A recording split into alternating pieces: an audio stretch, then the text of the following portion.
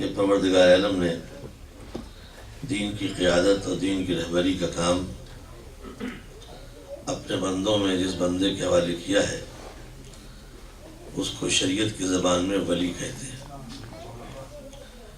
ولی اللہ کا نمائندہ ہوتا ہے، معصوم ہوتا ہے اور سارے اختیارات کا مالک ہوتا ہے۔ کبھی اس کو نبی کہا جاتا ہے، کبھی اسے امام کہا جاتا ہے، کبھی اسے رسول کہا جاتا ہے، مگر نبوت کا کام الگ ہے اور امامت کا کام الگ ہے۔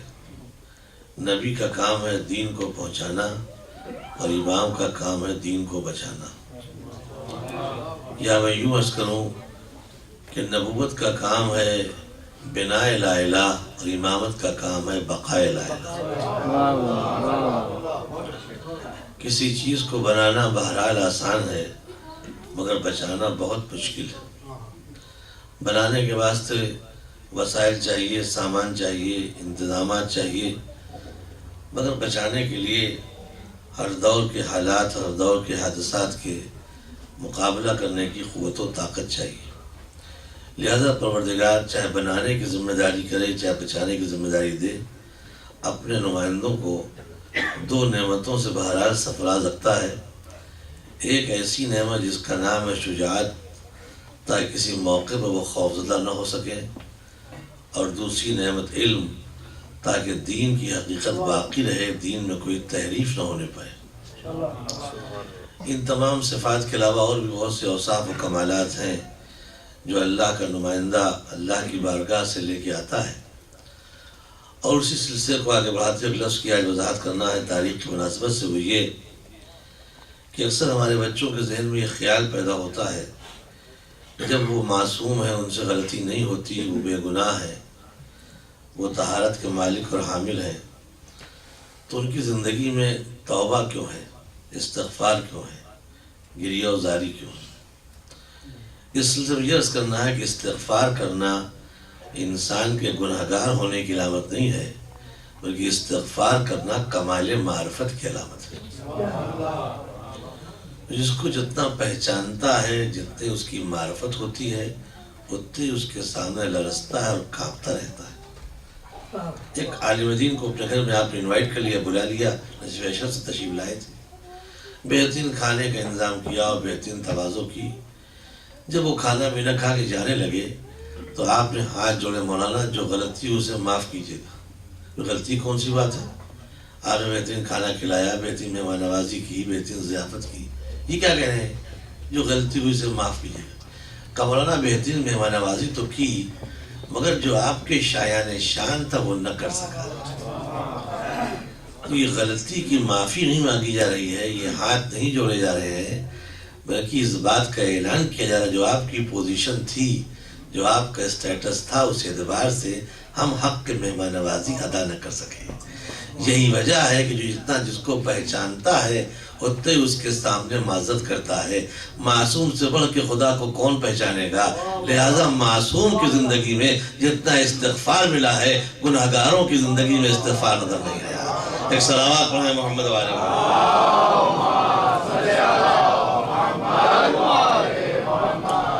یہ استغفار، یہ توبہ، یہ گریہ وزاری کمال معرفت کی علامت ہے۔ بندہ جتنا خدا کو پہچانے گا اتنا ہی خدا کی بارگاہ میں لرزہ اور اندام رہے گا، کانپتا رہے گا۔ سب کچھ تو کیا، یہ معذرت کا ہے۔ کئی ہاتھ اس لیے جوڑ رہا ہوں کہ سب کچھ کر کے بھی جو مہمان نوازی کا حق تھا وہ ادا نہ ہو سکا، تو اس حق کو ہم پورا کر رہے ہیں معافی مانگ کے، کیونکہ ہم آپ کو پہچانتے ہیں۔ اور ایک شخص آیا مولا کائنات علی بن ابی طالب،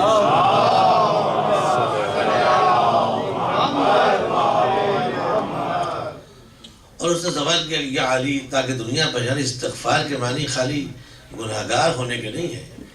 استغفار وہ نہیں کرتا جس غلطی ہو، استغفار میں برکتیں بھی ہیں، عظمتیں بھی ہیں، رحمتیں سب اسی میں چھپی ہیں۔ ایک شخص آیا مولا کے پاس، یا علی بہت پریشان ہوں، گھر میں فاقے ہو رہے ہیں، کیا کروں؟ کہا جاؤ استغفار کرو۔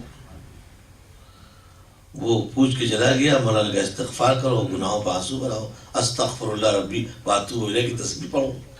وہ گیا، دوسرا آدمی آیا، کہا مولا بہت پریشان ہوں، شادی کا زمانہ ہو گیا، کوئی اولاد نہیں ہو رہی، کہا اچھا پریشان ہو مولا، چل جاؤ استغفار کرو۔ ایک تیسرا آدمی آ گیا، کہا مولا کھیت بہت ہیں، باغ بہت ہیں، مگر اس سال بارش ہی نہیں ہو رہی ہے، قحط پڑا ہوا ہے، پانی کیا کروں؟ کہا تم بھی جاؤ استغفار کرو۔ ایک چوتھا آدمی آ گیا، کہا تمہیں کیا پریشانی ہے؟ کہا ہم کو پریشانی یہ ہے کہ ہمارے گھر میں پیسہ نہیں، دولت نہیں، کیا کریں؟ اللہ مال کی سبیل پیدا کر دے۔ کہا جاؤ استغفار کرو۔ جب چار آدمی الگ الگ سوال کر کے چلے گئے تو بزم علی میں بیٹھنے والا سب سے بڑا مفسر قرآن ابن عباس کہ یا علی، سوال تو سب کا الگ الگ تھا، آپ نے سب کو ایک ہی جواب دے دیا۔ جس نے کہا گناہگار ہوں کیا کروں؟ کہا استغفار کرو۔ کہا اولاد چاہتا ہوں کیا کروں؟ کہا استغفار کرو۔ کہا چاہتا ہوں پانی برسے کیا کروں؟ کہا استغفار کرو۔ کہا چاہتا ہوں مال مل جائے کیا کروں؟ کہا استغفار کرو۔ یہ آپ نے ایک ہی علاج سب کو بتا دیا، استغفار کرو استغفار کرو، یہ کہاں سے بتا دیا؟ تو مولا وجستہ فرماتے ابن عباس، کیا تم نے قرآن نہیں پڑھا؟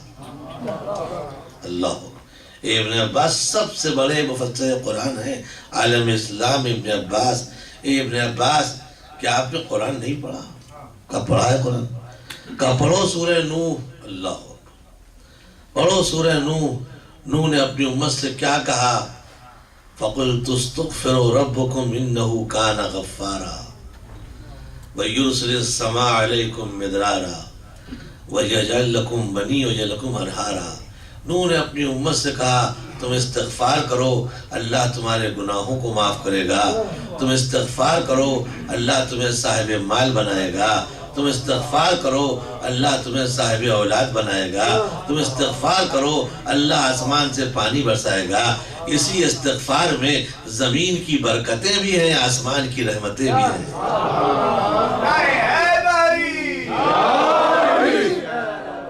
اسی استغفار میں زمین کی برکتیں بھی چھپی ہوئی ہیں، آسمان کی رحمتیں بھی چھپی ہوئی ہیں۔ اب پہچانا کہ جواب میں اپنی طرح جواب میں نے قرآن سے دیا ہے، یہ میں نے قرآن کی آیتیں پڑھ کے سنائی ہے۔ سورہ نوح میں اس کی تفصیل موجود ہے۔ کوئی علی ابن عباس کو بتا رہے ہیں اب تو پہچانو کہ لسان اللہ کا کلام اللہ سے رشتہ کیا ہوتا ہے۔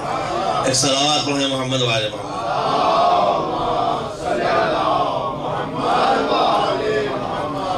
تو معصوم کی زندگی میں جو استغفار ہے، توجہ، یہ خطا کار ہونے کی، گناہگار ہونے کی، معصیت کار ہونے کی علامت نہیں ہے، یہ معرفت کا کمال ہے۔ اس کو جتنا پہچانے گا اتنے اس سے معذرت کرے گا، اتنے ہی گھبرائے گا۔ آپ کے سامنے قرآن مجید کی آیتیں ارشاد الہی ہوتا ہے، اے فرشتوں جب میں آدم میں روح پھونکوں، برابر سنتے رہتے ہیں، وَقَوْلَهُ سَاجِدِينَ، تم سب کے سب گر پڑنا سجدے میں۔ سجدہ کرنا نہیں، سجدہ کرنا الگ ہے اور سجدے میں گر پڑنا ایک الگ ہے۔ سجدہ کرنا انسان کا ارادی عمل ہے، سجدے میں گر پڑنا غیر ارادی عمل ہے۔ حکم خدا کے سامنے تمہارے ارادے کی کوئی قیمت نہیں، اسی حکم خدا گر پڑنا، سجدہ کرنا نہیں۔ ایک صلوات پڑھیں محمد والے۔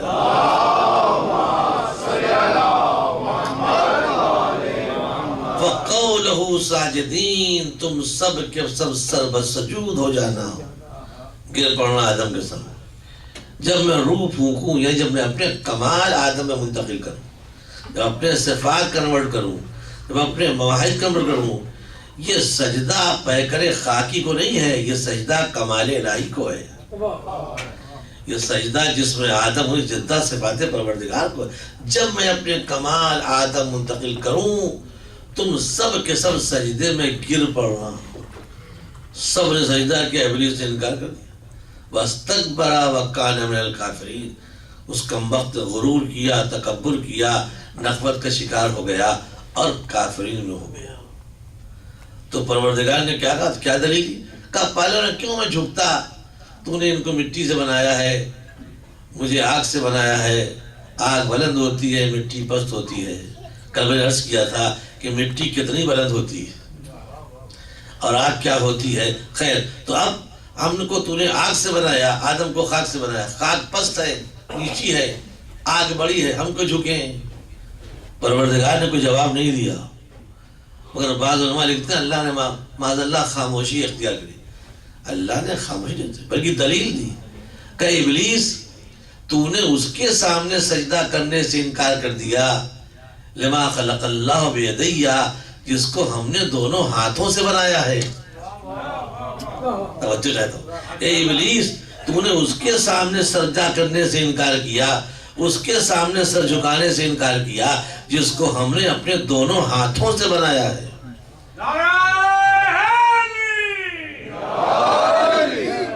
یہ کوئی حدیث یا تاریخ قرآن ہے جس کو ہم نے دونوں ہاتھ کو کہتے ہیں ید، جس کو ہم نے اپنے دونوں ہاتھوں سے بنایا ہے۔ عربی میں ہاتھ جو کہتے ہیں ید، یعنی پروردگار نے اپنے ہاتھوں کا حوالہ دیا، تو نے اس کے سامنے سر جھکانے سے انکار کر دیا جس کو ہم نے دونوں ہاتھوں سے بنایا ہے۔ اس کے معنی یہ ہوئے کہ ابلیس وہ ہوتا ہے جو اللہ کی بھی عظمت کا انکار کرے اور ید اللہ کی بھی عظمت کا انکار کرے۔ ایک صلوات پڑھیں محمد و آل محمد۔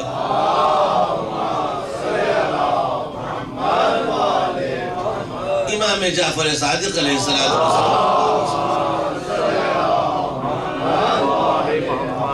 جب کسی نے پوچھا کہ اے فرزند رسول، اللہ تو جسم و جسمانیت سے منزہ ہے، ہاتھ پاؤں رکھتا ہے، اس نے قرآن میں کیا کہا کہ ہم نے اپنے دونوں ہاتھوں سے آدم کو بنایا ہے، تو نے اس کے سامنے سر سجدے میں رکھنے سے انکار کر دیا۔ یہ دونوں ہاتھ کیا ہیں؟ توجہ ہوئی تو امام فرماتے ہیں کہ اللہ کے صفات لامحدود ہیں، اس کے کمالات کا کوئی شمار نہیں ہو سکتا، لیکن اگر اللہ کے صفات کو شمار بھی کیا جائے تو اس کی ساری صفتیں اس کی دو صفت پہ سمٹ کے آ جاتی ہیں۔ ایک صفت کا نام ہے علم، ایک کا نام ہے قدرت۔ اللہ کے سارے کمالات، سارے ورچوز، ساری کوالٹیز سمٹ کی اس کی دو صفتوں میں آتی ہیں۔ ایک صفت ہے اللہ کے علم اور ایک صفت ہے قدرت۔ تو یہاں جو پروردگار کہہ رہا ہے کہ ہم نے دونوں ہاتھوں سے بنایا، یہ اشارہ ہے کہ اس کے سامنے تو نے سر سجدے میں رکھنے سے انکار کر دیا جس کو ہم نے دست علم سے بنایا، دست قدرت سے بنایا۔ یہاں دو ہاتھوں سے مراد اللہ کی دو صفتیں ہیں۔ ہم نے دست علم سے بنایا، دست قدرت سے بنایا۔ قدرت کے معنی اختیار، علم کے معنی نالج۔ دیکھ جملہ کہنا چاہتا ہوں، گویا پروردگار نے دو صفتوں کا حوالہ خلقت آدم میں دے کے یہ واضح کر دیا کہ آدم بنے علم سے، آدم بنے اختیار سے۔ اب علم اور اختیار کا رشتہ پہچانو، جیسے جیسے علم بڑھتا جائے گا اختیار بڑھتا جائے گا۔ علم میں ترقی کرتے جاؤ گے، اختیار پہ قابو پاتے جاؤ گے۔ آج دنیا یہ کہتی ہے ان کو اختیار کیسے مل گیا کہ چاند دو ٹکڑے کر دیا، پہلے ان کا علم تو دیکھو۔ ان کو اختیار کہاں مل گیا، ڈوبے ہوئے سورج کو پلٹایا، ان کا علم تو دیکھو۔ اگر علم کا شہر ہوگا تو سورج چاند دو ٹکڑے ہو جائے گا، علم کا دروازہ ہوگا تو ڈوبا ہوا آفتاب پلٹ کے چلا آئے گا۔ علم میں بڑھتے جاؤ، اختیار بڑھتا جائے گا۔ ایک صلوات پڑھیں محمد و آل محمد۔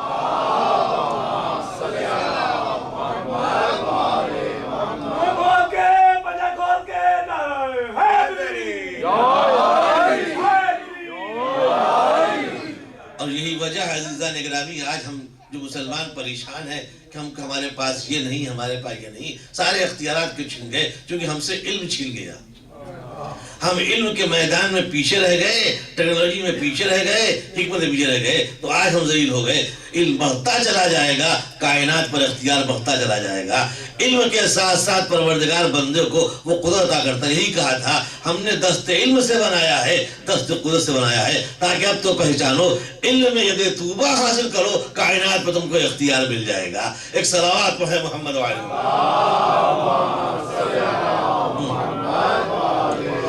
تو فَقَوْلَهُ ساجدین، و منزل تک میں آ گیا، تم سب کے سب سر سجدے میں رکھ دینا۔ پروردگار نے آسمان پر عبادت کرنے والوں کا تعارف کرایا تو کیا کہا؟ ساجدین، یہ آسمان کے سجدہ گزار ہیں۔ سب نے سر جھکا دیا سوائے ابلیس کے، مغرور ہوا، ذلیل ہوا اور نکال دیا گیا جنت سے۔ اور فرشتے حکم خدا کے سامنے جھک گئے، سر آدم کے سامنے جھکا دیا۔ چونکہ حکم خدا کی اطاعت تھی، اصل میں خاک کے سامنے جھکنا نہیں ہے۔ توجہ ہمارے اصل میں سجدہ آدم کو نہیں تھا، سجدہ حکم خدا کو تھا۔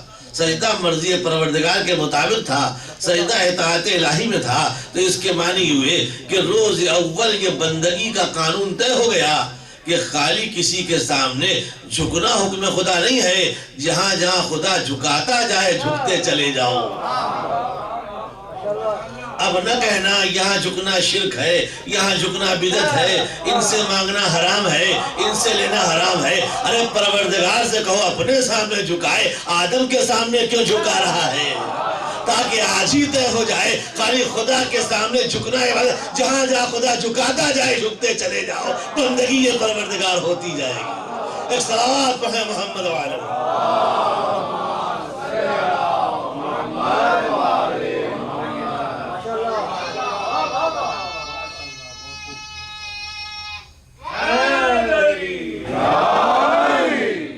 کے سامنے کیوں جھک رہے ہیں؟ یہ درگاہ کے سامنے کیوں جھک رہے ہیں؟ یہ روزے کے سامنے کیوں جھک رہے ہیں؟ یہ ارے ان سے کو پروردگار دیکھو، تو اپنے سامنے جھکا، کیوں جھکا رہا ہے آدم کے سامنے؟ اس کے معنی حکم جھکنا ہے، اصل میں حکم خدا کے سامنے جھکنا ہے۔ یہی روح بندگی ہے اور یہی جان عبادت ہے۔ ایک صلوات پڑھیں محمد والے محمد۔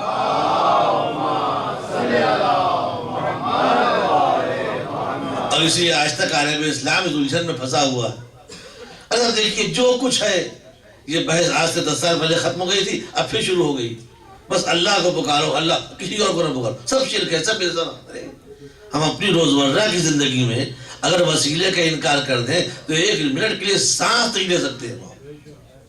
ہاں بھئی آپ پہنچے کسی دکان میں پہنچے آپ غلہ لینے کے لیے، چاول لینا ہے اور دال لینا ہے اور آٹا لینا ہے اور بہت سے سامان لینے ہیں۔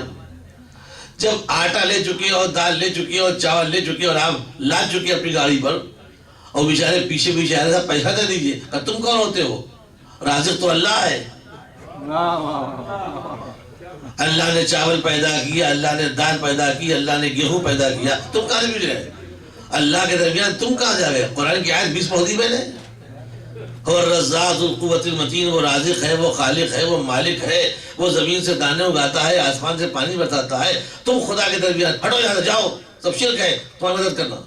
جب مولوی صاحب ٹھہریے، میں آتا ہوں، بغل میں گیا، ایک مسجد میں قاری صاحب بیٹھے تھے، کب ایک صاحب آئے ہیں، انہوں نے تقریباً ہم سے $500 کا غلہ لیا۔ جب میں پیسہ مانگتا ہوں تو بجائے پیسہ دینے کے قرآن کی آیتیں سنا رہے ہیں، کہتے ہیں یہ آیت ہے، یہ آیت ہے، یہ آیت ہے، یہ آیت ہے۔ میں گھبراہٹ میں چلتا ہوں۔ اب بولے قاری صاحب دوڑ کے آئے، کہ کیا معاملہ ہے؟ میں کہا معاملہ یہ ہے کہ قرآن میں اللہ نے کہا ہے دانا میں اگاتا ہوں، غلہ میں دیتا ہوں، میں نے غلہ خریدا، یہ مجھ سے پیسہ مانگ رہے ہیں، یہ کون ہوتے ہیں پیچھے پیسہ لینے والے؟ اب قاری صاحب کا مولانا گھبرائیے نہیں، کچھ آیتیں میں بھی سناتا ہوں۔ اب انہوں نے آیت پڑھنا شروع کی، کہا دیکھیے بے شک خالق پروردگار ہے، بے شک پانی اللہ برساتا ہے، بے شک دانے اللہ پیدا کرتا ہے، لیکن اگر بندے محنت نہ کرتے تو دانا ڈالتا کون؟ سچائی نہ کرتے تو یہاں تک پہنچتا کیسے؟ صاف نہ کرتے تو یہ کھیت سے غلہ ہو کے آپ تک آتا کیسے؟ یہ بیچارہ یہ تھوڑی کہہ رہا ہے کہ ہم خالق ہیں، یہ خالی اپنی محنت کا صلہ مانگ رہا ہے۔ یہ نہیں کہتا کہ ہم خالق ہیں، ہم رازق ہیں، بلکہ یہ کہہ رہا ہے جو محنت بندوں نے کی ہے اس کا اجر تو دو دو۔ ہم یہ علی مدد نہیں کہتے کہ علی خالق علی رازق ہے، ہم خالی یہ کہتے ہیں اگر اہل بیت کی محنت نہ ہوتی تو اسلام نصیب نہ ہوتا۔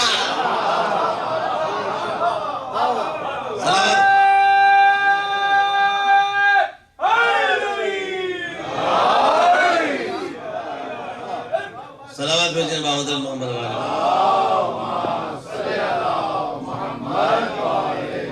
نہ ہم ان کو خالق کہتے ہیں، نہ رازق کہتے ہیں، نہ مالک کہتے ہیں، ہم یہ کہتے ہیں اگر ان کی محنتیں شامل نہ ہوتی تو آج اسلام کا ثمر ہمیں حاصل ہوتا۔ ہم تو خالی اہل بیت کی محنت کا صلہ مانگ رہے ہیں، ان کے خالق ہونے کا اعلان نہیں کر رہے۔ ایک صلوات پڑھیں محمد والے۔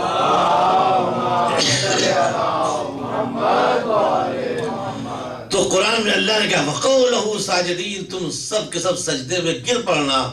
جب اللہ نے آسمان کے سجدہ گزاروں کا تعارف کرایا تو کہا ساجدین ہے، اور جب زمین پر سجدہ گزاروں کا تعارف کرایا تو کہا یہ عابدین ہے۔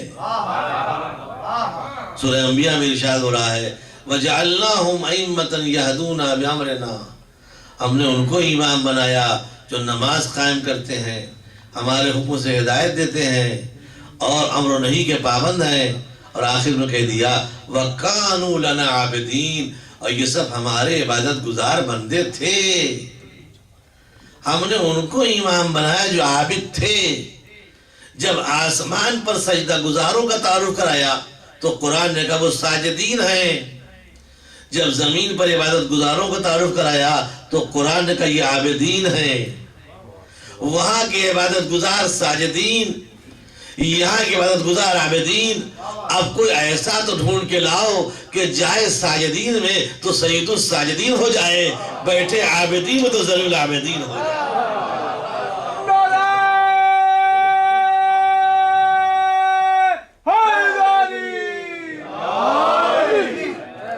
ساجدین کی محفل بے رونق ہے اگر سید الساجدین نہ ہو، عابدین کا قافلہ بے سالار ہے اگر ذلیل العابدین نہ ہو۔ آسمان کے سجدہ گزاروں کو قرآن ساجدین کہہ رہا ہے، زمین کی عبادت گزاروں کو قرآن عابدین کہہ رہا ہے۔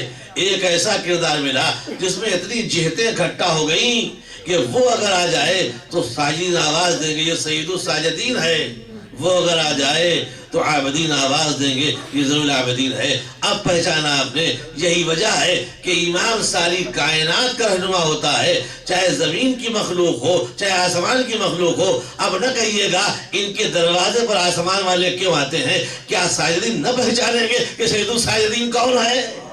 ایک صلوات پڑھے محمد وعلی محمد۔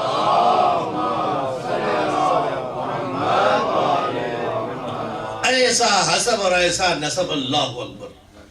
جس زمانے میں ایران اور توران فتح ہو رہا تھا، لوگ اسلام کے نشے میں چور تھے، جھوم رہے تھے، اور ملوکیت کے پرستار اقتدار کی وسعتوں کو بڑھاتے چلے جا رہے تھے۔ ہم نے یہ علاقہ جیتا اور یہ علاقہ جیتا اور یہ علاقہ جیتا، یہ تو لیا علاقہ۔ اور جب یزجد کی شہزادی کو قیدی بنا کے لائے، اب مولا کائنات کے سامنے معاملہ پیش ہوا تو مولا نے برجستہ کہا کہ کون ہے؟ کہ یہ شاہ ایران کی پوتی ہے۔ کہا نہیں، کیا چاہے تو؟ کہا کنیز بنا۔ کہا نہیں، کنیز نہ بناؤ، تم اسے کنیز بنانے کی سوچ رہے ہو، ہم اسے اپنے گھر کی بہو بنانا چاہتے ہیں۔ ملوکیت نے شہزادیوں کو کنیز بنانے کی تجویز رکھی، امامت نے شہزادیوں کو گھر کی بہو بنا لی، اور اس کا نتیجہ یہ ہوا کہ جنہوں نے کنیز بنانے کی سوچی تھی آج کوئی اس ملک میں ان کا نام لینے والا نہیں ہے۔ جنہوں نے مرتبہ دیا تھا آج فتح کسی اور نے کیا تھا، قصیدہ کسی اور کا پڑھا جا رہا تھا۔ صلوات بھیجیں محمد وعلی محمد۔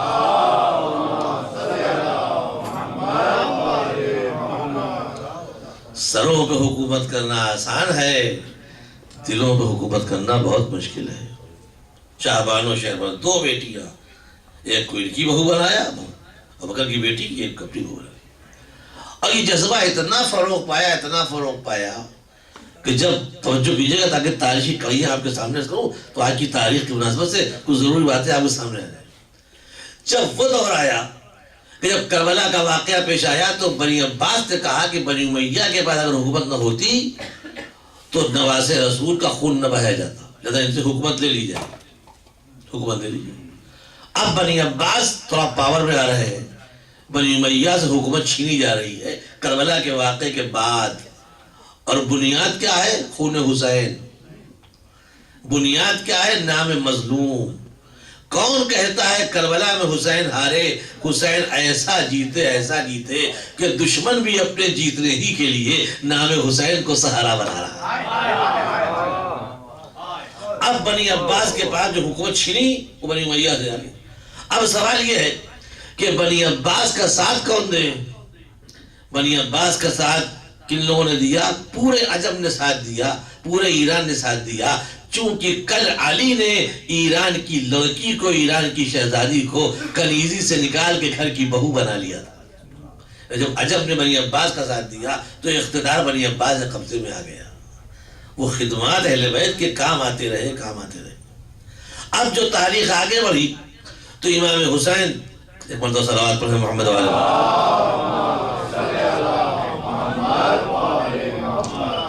کی شریک حیات جناب شہربانوں سے بیٹا پیدا ہوا جس کا نام ہے زین العابدین، نام ہے علی، لقب ہے زین العابدین۔ لقب ہے سید الساجدین. یہ وہ ہے جو اپنے باپ کی طرف سے عربی ہے اور اپنی ماں کی طرف سے عجمی ہے. آج اگر اسلام میں عرب اور عجم کا اتفاق قائم ہو سکتا ہے تو وہ چوتھے امام کی خدمت نتیجہ ہے. یہ تنہا وہ کردار ہے جس کا احسان تاریخی عرب پر بھی ہے اور تاریخی عجم پر بھی ہے. اب اسلام فروغ پا رہا ہے، بڑھتا جا رہا ہے، بڑھتا جا رہا ہے. چوتھے امام کی زندگی. واقع کربلا کے بعد امام نے ایک نئے انداز سے جہاد اسلامی کو رنگ دیا اور جہاد کا ایک نیا انداز اختیار کیا. چھوٹی سی عمر آپ کی ہے، باپ کے ساتھ ہے، کبھی چچا کے ساتھ ہے، کبھی گھر کے بزرگوں کے ساتھ ہے، مگر طریقہ کیا ہے؟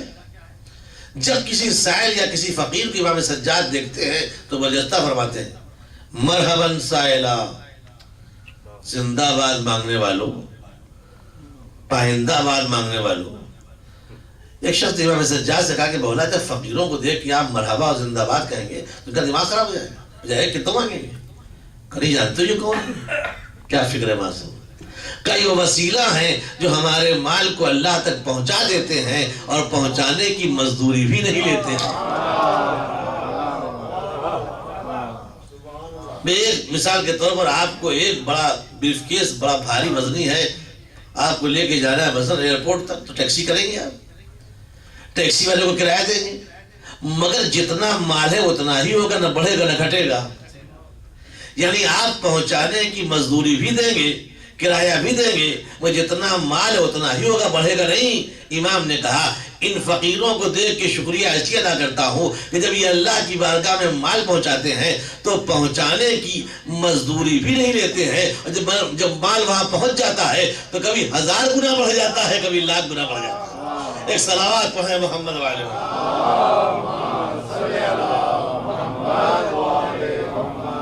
یہ امام کا جذبہ ایثار، جذبہ خدمت.